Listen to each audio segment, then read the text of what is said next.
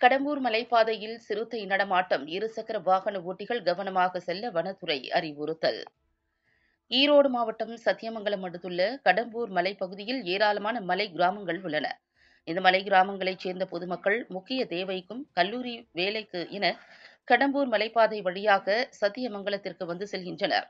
இந்நிலையில் இரவு சத்தியமங்கலத்திலிருந்து கடம்பூர் செல்வதற்காக சென்ற பேருந்தில் கடம்பூர் மலைப்பகுதியைச் சேர்ந்தவர்கள் சென்று கொண்டிருந்தனர்.